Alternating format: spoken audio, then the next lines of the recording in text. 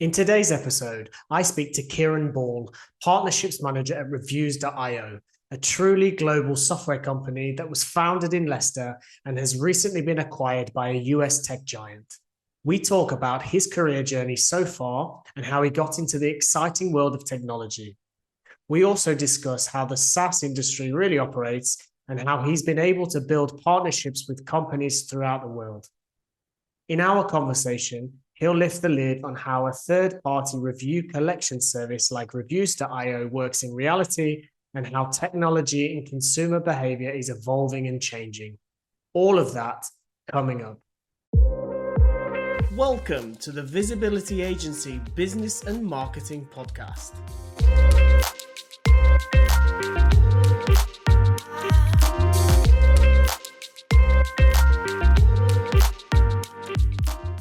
Hello and welcome to the second episode of the Visibility Agency Business and Marketing Podcast. I'm joined here today with a very special guest, Kieran. Kieran, please introduce yourself. Hey, George. My name's Kieran. I work for Reviews.io as a partner manager based out of the UK. Awesome. Nice to see you again. Yeah, you too. So just at the top of the show, just to let our guests know, we did used to work together, and that's how I know Kieran. Kieran, thanks for taking the time. It's really, I really appreciate you joining us. So let's talk a little bit about what you do day to day in your role now at Reviews.io, and a little bit about what you do outside of work and what you enjoy as well. Yeah, no worries. Day to day, so I'm a partner manager, which basically means I look after agencies much like yourselves and work with you and your clients to kind of sell in Reviews.io as a solution. So we're a third-party review collection service and UGC platform. And the idea is that I'll support you, work with you day to day, and I try and make it so that my clients or my agencies at least feel like I work for them without them having to pay me, essentially. So I'll do demos for their clients. I'll go and visit them. We'll put strategy together so that, you know, we know our platform better than anybody else is going to know our platform. So the way to do that best for us in our eyes is just make sure we're giving good feedback to the agencies that you can then sell on, as well as being there to support your clients and kind of go above and beyond where we can. Okay. And exactly a little bit about like Reviews.io in terms of like who you help and specifically what it is. Would you be able to give us a little summary of that as well?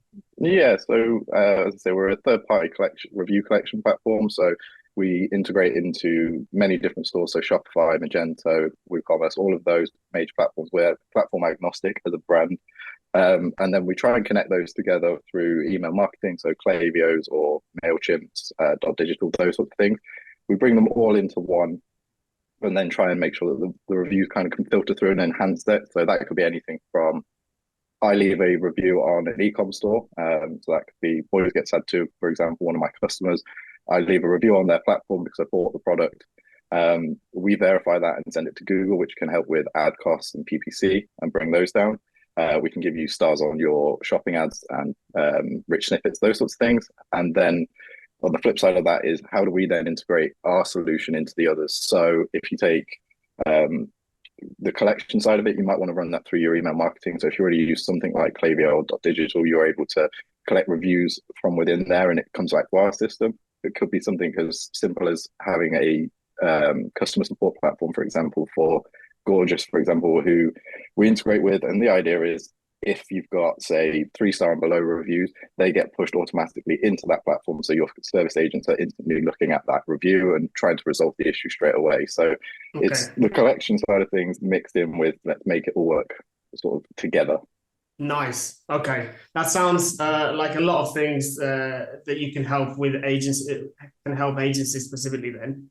Seems like it covered a lot of bases. Okay, so we'll come back a little bit to Reviews.io later. So in terms of yourself personally, outside of your role, what do you kind of do? What do you like to do?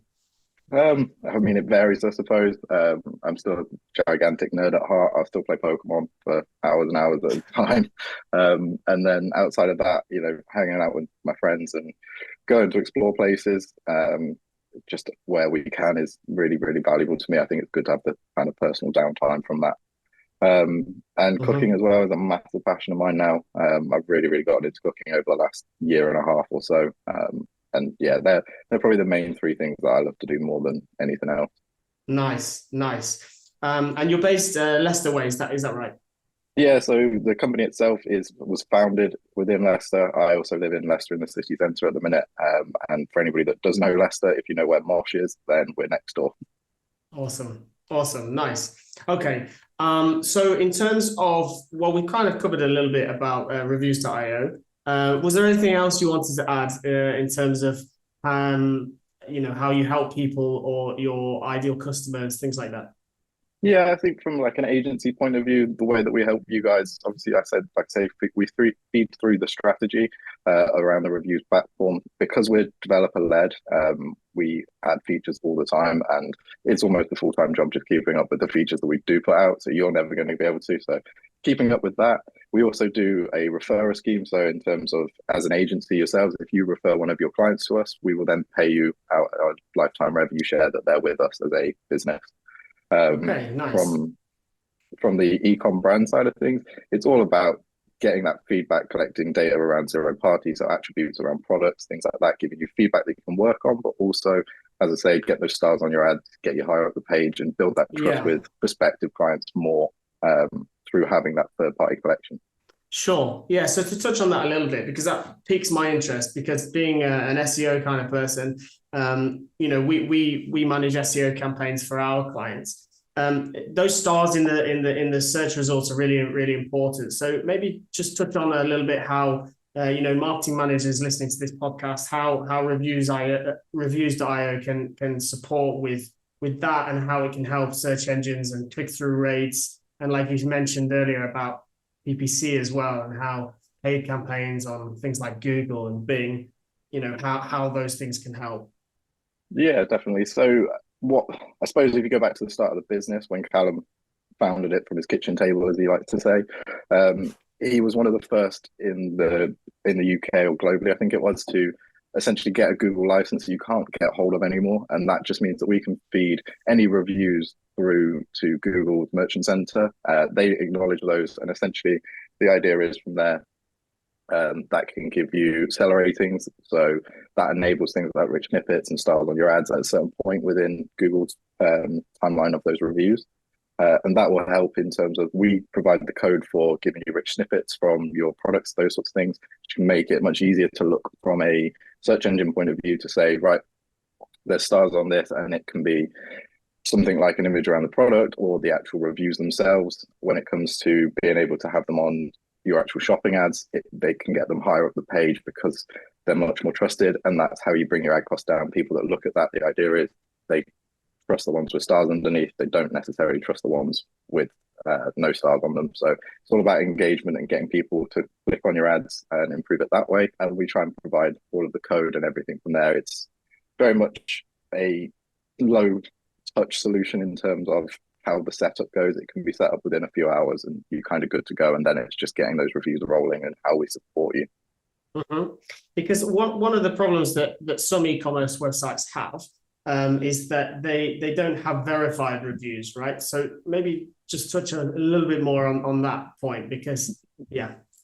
Yeah, I think the way that I explain it to people that I speak to from an e-com brand perspective is everybody's seen the sort of five-star wish ads that pop up on Facebook where it's like, we've got 5,000 reviews, look at this, it's great. It's like everybody's past the point now, they're wise enough on the internet to say, that's not real, let's be honest, that's, it's not a legitimate source. Whereas with verified, they can come and check it against our website. If you do Google's based around reviews.io, one of the first ones that comes up is reviews.io trusted, and it explains how we're trusted and why we're trusted. And I think it's important for people to kind of understand from a reviews point of view that, look, if you're going to put yourself out there, people will actually respect that and understand it. And you can't please everybody. And I always say this to people, you're never going to please absolutely everybody in the world, and you might get some bad reviews. And I know that, like, stats and figures wise, 1-star reviews are 5 times more likely to be viewed, which is a huge thing, but it's how you respond and deal with that. And we're giving you the platform to make sure you put your best foot forward. I think most people in the world now look at reviews and they don't look at 5-star. They'll automatically go to 3 and below and see where the problems are, whether it's delivery or something else. And as a business, it's how you respond to that, and that can have a real impact on whether somebody buys from you. Okay. So what you're saying there is that, if you have like a full deck of fantastic reviews that could potentially go against you slightly as well then. And actually some of those bad reviews, if they're genuine and you can see that you've responded, then that could actually improve the reputation. Is that? Yeah, to some degree. I like to look at it as a way of, you know, I think we always aim for like 4.8, 4.9. Even our own reviews, if you look at the reviews of reviews, which is a weird sentence, you've got, we aim for 4.8, 4.9 stars consistently because we try and put out the best service, and we respond to people that, we can't please everybody. Not every platform's for every business, and you just have to accept that. And sometimes things go wrong and they're out of your control. And again, people understand that, but I think people are more wary around spending their money in the right way and making sure that they're not either getting scammed or that the product is what it says it is. I think that's a really key thing, and having the ability to reply to those reviews and to kind of look over what people are saying, it can enhance it in so many different ways. You can have it as a trust builder from a consumer point of view. You can have it as a feedback tool for you as a business and a brand to say, actually, people don't like this part of the product. Can we adapt it? Can we do this? And that's huge. And then it's also collecting the data around it. And from a review standpoint, you get quite a lot of data out of people in terms of who they are, and you can ask for attributes around how tall they are, how the product fits within that, those sorts of questions, and then you can mark it again. So it's all about supporting it even further. Okay. Yeah, that's absolutely a great idea in terms of feedback, and then your internal teams can take that feedback and really make changes. So yeah, that's a really good point. Quite earlier on, quite a way back, you mentioned about email automation, so and connected to tools. So maybe talk a little bit about that. I've got a hint of what it might be about, but for our listeners who aren't necessarily in digital marketing, maybe tell us a little bit about how you can connect reviews and people purchasing and how that links to email marketing. Yeah, definitely. I think from our platform specifically, there's two or three ways that we do this really well.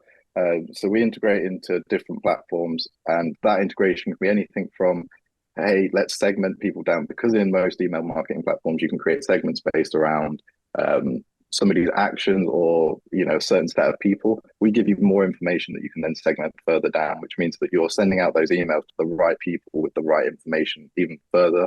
So that can be anything from, have these people left us a review? Yes, they have. Let's segment that down and send them a code for 10% off to say thank you. It could be you can push in those reviews into your emails as well, which is a new feature for us. But having the idea of Reviewsio, we've got 5 stars here for company reviews, and we can add that sort of data and emails in there for you. And then on top of that, I think it's also just being able to collect via one sort of tech stack. So we tend to, with email marketing platforms, give you a link that you can hide behind a call to action button that's still within that platform and fits within your current flows. Okay. So that's a way to try to encourage more reviews, is it? Yeah. Okay. Yeah, I really like those ideas in terms of what, when a product has received a good review, that you could link that in and let other customers know that people are leaving a lot of reviews on this particular product. So that could certainly drive sales. So those automation things sound really useful. Okay, so that was reviews.io. We've covered quite a lot about that. I think let's come back to you then. Tell us a little bit about the industry as a whole that you're currently working in, and what makes it kind of like interesting and unique for you being in this industry. Yeah, I think for me personally, the thing that I'll be honest, I fell into the industry. It wasn't something that I was, even for a large period, I didn't know existed in terms of the depth that it goes to. And I think what makes it unique is there's twofold. I love speaking to different brands, and I love seeing the brands that, I wouldn't necessarily be introduced to outside of my job. Classic example is Maving. They're an electric motorbike company, and I went to see them and met the team and everything else. Really nice people, but I'd never have come across that as a brand, and that's so cool to me. Mixed with the idea, and it does kind of ruin it, I have to be honest, it does kind of ruin shopping online now, because I know the tips and tricks that people use, and I think that's so weird, because you kind of look at it and you go, I it sounds silly, but when you used to get those emails before you knew of like here's 10% off, you'd be like, oh, I'm so special, it's great, those sorts of things. Yeah. Now I actually know how to hack the system because I know they're using this, and I'll go, oh, just do this, and I'll wait a little bit. So it has that for you. The other thing around the industry is just how tight knit everybody is in terms of agencies and tech partners as well. I think there's not much in the way of sort of bad blood or anything like that. I think that's really unique as an industry. There's competition obviously, but it's friendly competition, and I think that's a really nice thing, especially from like a partner manager point of view. I get to speak to a lot of the other tech partner managers. Some of those can work for competitors, and we still talk and we still get on and we'll still share ideas and those sort of things. And I think that's really invaluable to build that community. There's definitely more of a community center here than probably in any other industry that I've worked in. Sure. Yeah, I totally agree in terms of that. I think one reason is probably we all need each other because it's growing. The industry is growing at such a pace, and we're all trying to keep up. So yeah, I vouch for that. And in terms of you mentioned about different techniques and almost exposing, like revealing what really goes on with e-commerce. Yeah, I think, and I would agree with you on that. It's when you've worked in this area, you see straight away. You see through reviews which are not verified, for example, or you see how e-commerce websites are built, and yeah, knowing what to trust and what not to trust, and what is a real metric, a real trust signal. Yeah, you're able to identify that more. So that's. Yeah, totally agree with you on that one. Okay. So in terms of like your career then, in terms of the biggest challenge that you faced to date, what would you say that is? I think Or the for me, biggest challenge of the industry in general? yeah, I think for me, the biggest challenge of the industry is probably sort of the people within it in terms of client side of things and being able to speak to the right people at the right times, I suppose. And not everybody can understand the value of the platform from our side of things, and that's okay. And obviously, that's part of my job, but it's trying to manage up and down on those expectations and what people are going to see out of it. I try and make sure that whoever I speak to, they understand if you're going to set up the reviews platform, great, come on board and we will help you. But it doesn't mean that every person in the world that you send a review request to is going to leave you a review. And the number of business owners as well that I speak to where they kind of they start the conversation with me and they go, I don't ever leave a review myself. And it's like, that's a challenge because it's like, you can kind of sit there, and I've had those conversations, and actually by the end of it, I flipped it around and he's saying, oh yeah, I do leave reviews actually. And I'm like, you could have just started there. But only bad ones. Yeah.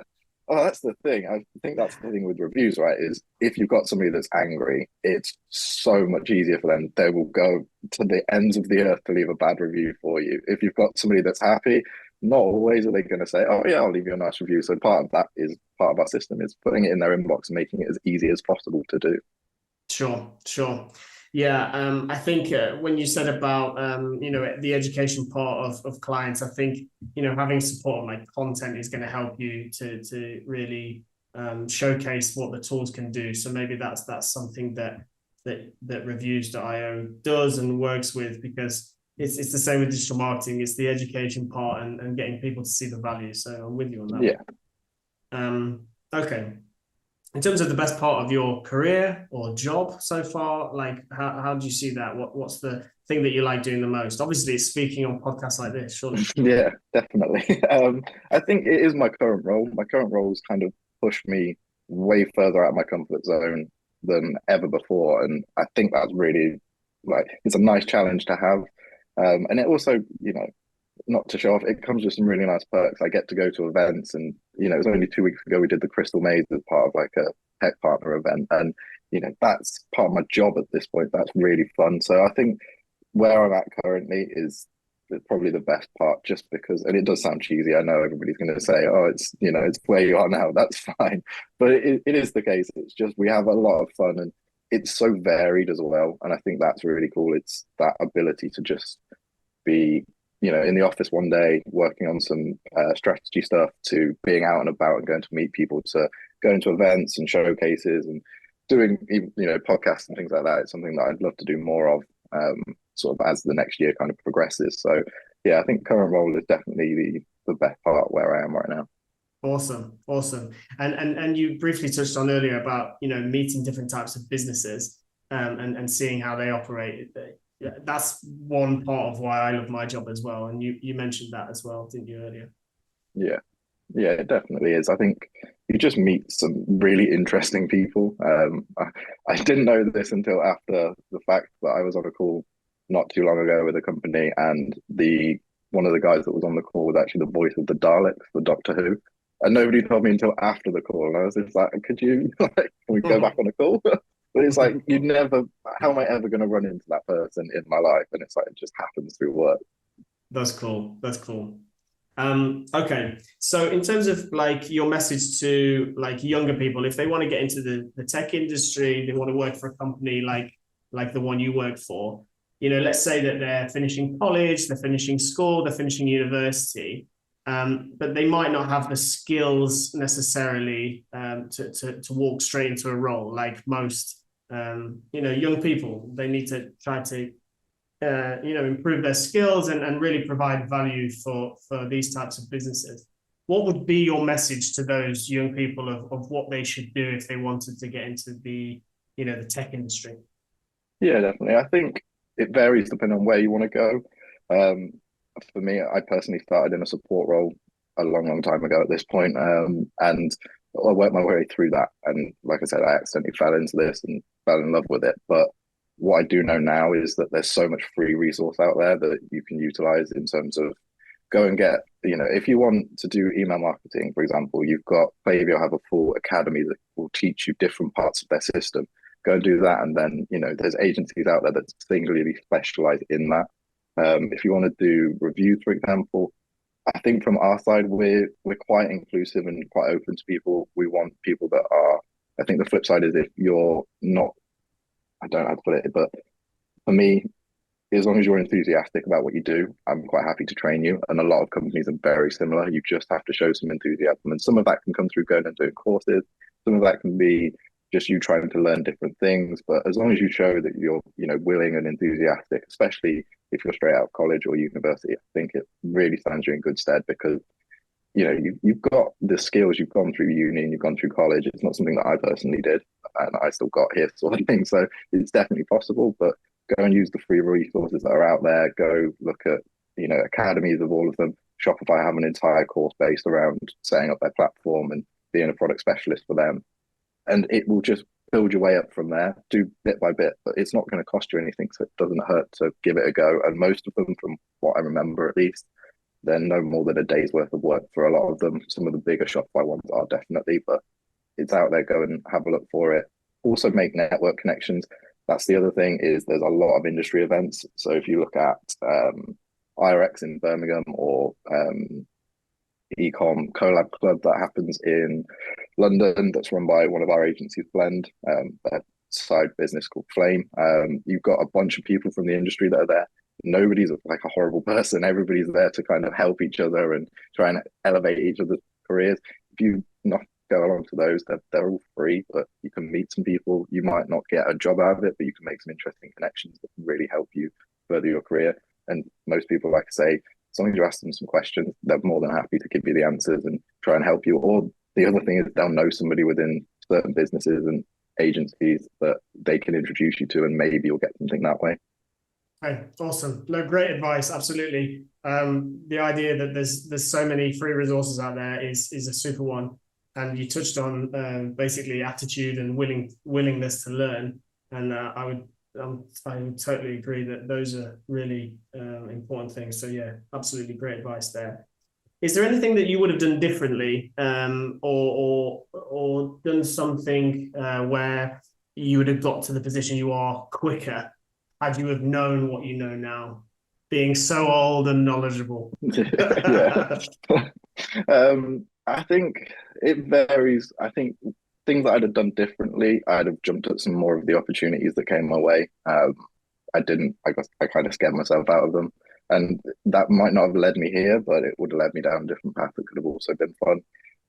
So for me, it's always, if anybody asks me for advice, it's just go and go try whatever's out there and try different things. Don't get hung up on what role is or those sorts of things or what the title is. Go and jump in and try it and see. To kind of get to where I am now, I don't think I'd have done it any other way. I think I've got some great experiences out of my career that probably leave me in good stead for where I am now.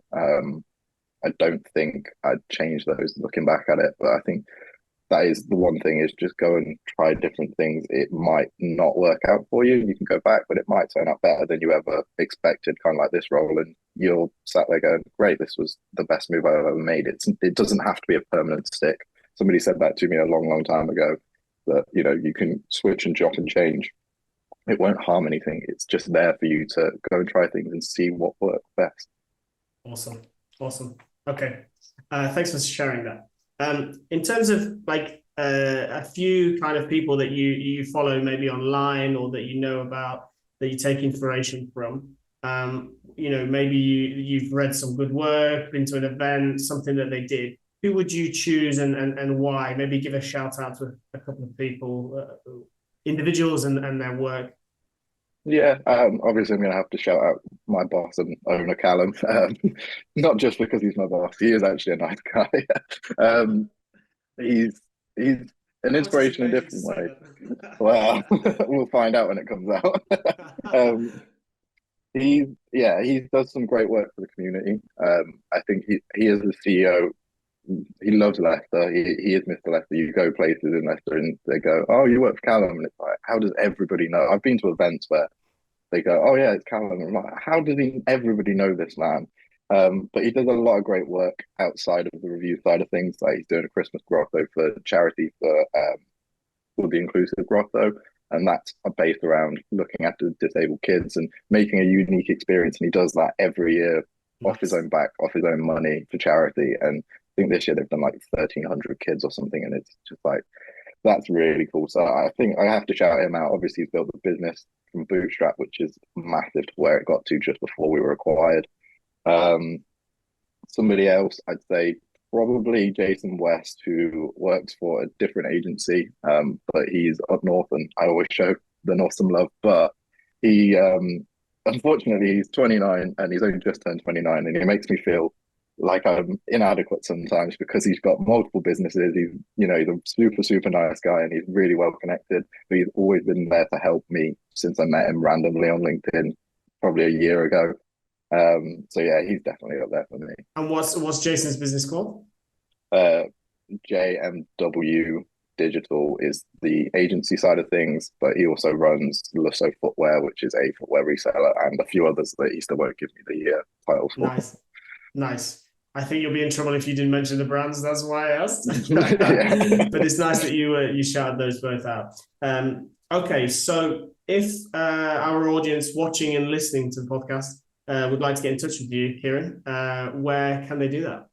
Yeah, my LinkedIn's there, Kieran Ball. I'm sure George will throw it in the comments. And if anybody wants to reach out on email, then my email is kieran@reviewsio.